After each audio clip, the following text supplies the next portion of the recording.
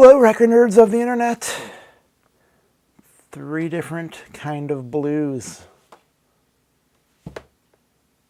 Which one sounds the best? Let's talk about it.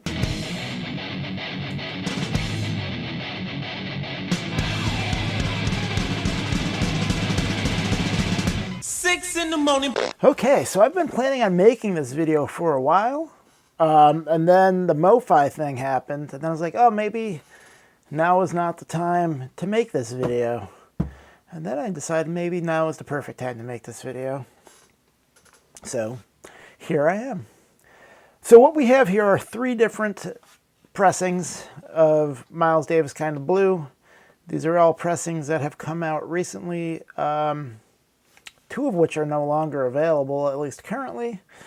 And this one here is the one that if you go to a record store, you go to a Target maybe, I don't know. You might be able to find this on the shelf. This is the legacy version.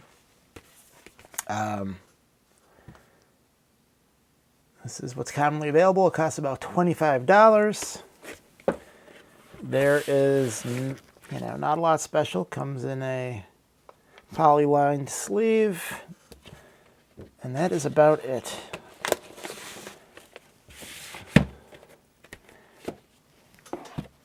And then you have the MoFi original master recording, which now we know means nothing. It means whatever you want to believe it means, but this means that it was cut from a DSD file. It comes in a box, which people might find annoying. It's also cut at 45 RPM, which some people might also find annoying. Let's open it up and see what is inside. You get foam. That's nice, right? And then you get a reproduction of the cover, also arrogantly with the MoFi strip at the top. That's great job. Because you ruined that cover, so might as well ruin this too, I guess. Then it's on this matte paper. Has some pictures.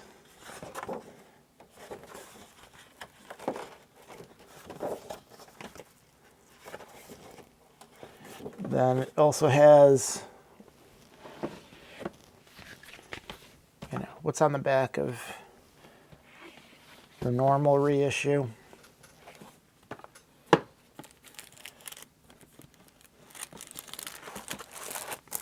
Then you have 245 RPM records in the Mobile Fidelity sleeves, which I believe the sleeves are all analog. And then nothing else. There's nothing else in here, I don't think. Nope.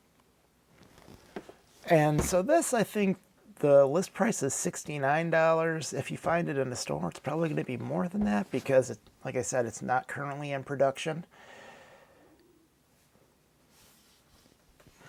There you go. So that's more than double the price of the other one. And then more than double the price of that is this guy. This guy is also out of print. Supposedly, Analog Productions might be doing a 45 RPM edition of this. These are also available out there. They're not too expensive. I think the retail was $125. You can find them for about $150, sealed maybe. Let's open. So this comes in a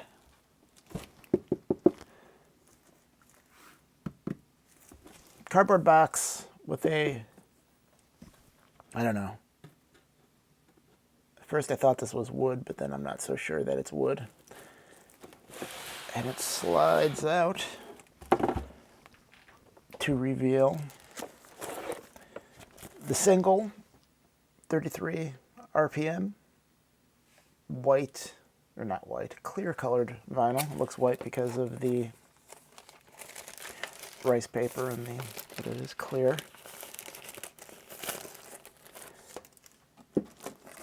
And then inside you have a nice gatefold tip-on jacket. This is number 12,571 out of 25,000, I think. I don't know. Plenty, I think, is the answer. And then this also comes with this, which sort of describes their process, shows some wonderful pictures. Oh yeah, 25,000.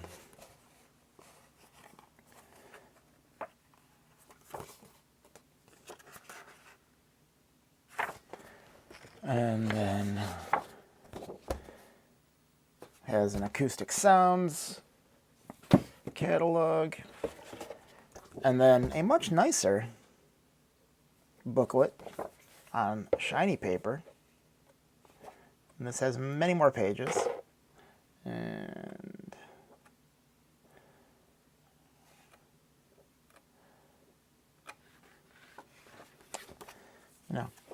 so you get a nice package with this for sure. Now, some people complain that they would rather just have the record in the sleeve available, make the record cheaper. I mean, I guess if they can make this record available with just the sleeve for, I don't know, less, maybe half of the price, then I don't see why they don't do that. But Chad Kasem clearly doesn't want to do that. He likes this entire package, and I'm fine with that. So, let's talk about what everyone wants to know about. Which one sounds the best? Because we know that this is all analog. We know that this is digital. And we don't really know, or perhaps even care, what this one is. Because it's $25, and our expectation for a $25 record is not real important, is it? We don't really have high expectations for a $25 record.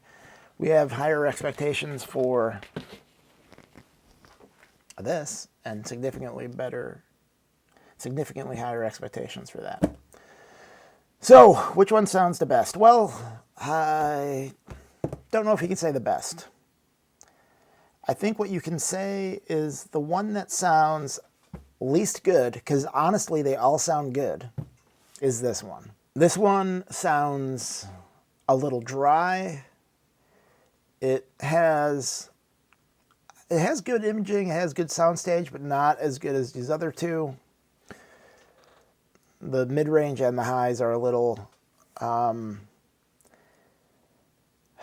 hesitant to call it grating, but it's a little sharper, which some people might like. Some people might like that higher end detail. I am not a fan of that. I'd rather have a little bit smoother. This one, the bass is extended, the mid-range is subdued. It creates a bigger soundstage that might sound artificial to a lot of people. And I think that's what people don't like about this, is that sort of bass extension kind of creates what they might see as an unnatural sounding recording. I like this the best. If I had to listen to one of these three, because as I've said before on this channel, I'm a little sensitive to high, mid-range, and highs when things get a little grating. And I don't know what it is. Like, it might be.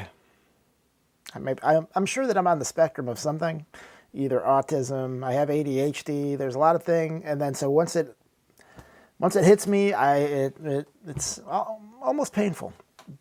Not that this is painful. This is nice to listen to. This is nicer to listen to. But I understand why people don't like this. Does it sound digital to me? No. But does this sound different than this? Yes. So what does this sound like? So this actually sounds more like this than like this.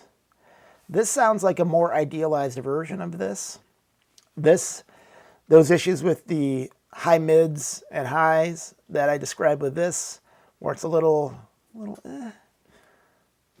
doesn't really have that issue. Soundstage might be a little bit bigger on this than this, but it's not as big as this.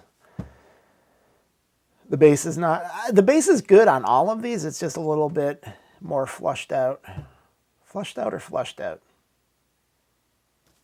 I don't know. I could Google it. I won't.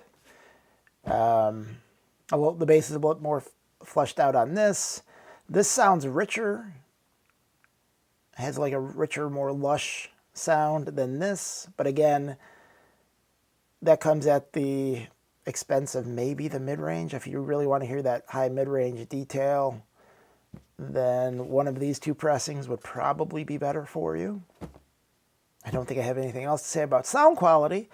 Let's talk about noise, because theoretically these two should be quieter than this one, and I don't find that to be the case. None of these are dead quiet. None of them. Not this one, not this one, or not this one. This one is actually pretty bad. So bad that I'm actually going to email them. I'm sure I'm not going to get a response because they've been inundated with emails lately. And say, hey, can I get a replacement copy for my disc 1 because it is really noisy. But there's still pops and clicks on this and pops and clicks on this. These two, there's not a huge difference in quietness between these two, even though this is theoretically the, does it say anything about the quietness? Theoretically, this UHQR vinyl is supposed to be super duper quiet, and it's not been my experience that it's more quiet. So that might be hype, but so if I were to have to buy these all over again, which one would I buy? This is going to be shock. The shocking answer is I'd probably buy this one, even with the surface noise. And then, I mean, I do really enjoy the packaging of this. I'm not going to lie. It's a very nice packaging. But, I mean, I like Miles Davis, but I'm not the biggest fan ever. I don't need a $125 package.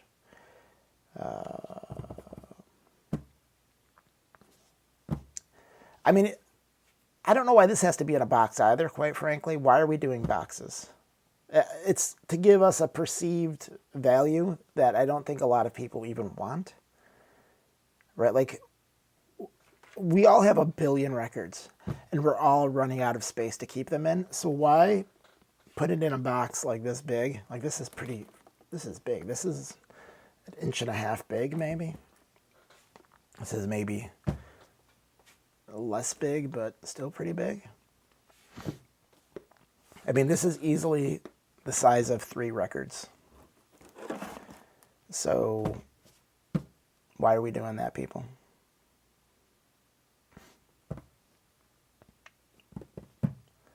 So which one should you buy? That's up to you. I think most people would be happy with this. I can see why people don't like this, and I can see why people want that. So I realize it's not definitive, but again, in my opinion, what I would like to listen to, I like the richness of this, even though it might not be correct, but I like it. I'm not looking for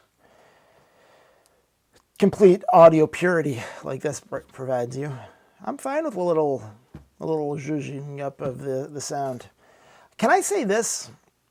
And eventually I'm going to do a video on jazz records and inherent distortion in the record, in the recording, that every time I hear it, it gives me a mild panic attack that my cartridge is mistracking, and then I go on YouTube and I listen to the digital version, and it's on there too, so I know it's on the recording. The first song on this record is called, what is it called? I don't remember. So What? So What? I don't know. I know what bass sounds like. I know what guitar sounds like. Anything that has a reed or is made out of metal. I don't know what it sounds. Well, I don't know the difference. But so what? It comes in with some sort of horn that has distortion to it, and this is not uncommon in jazz records. It's quite common actually that there's distortion on this. And then blue and green, there's like a constant hiss in the background.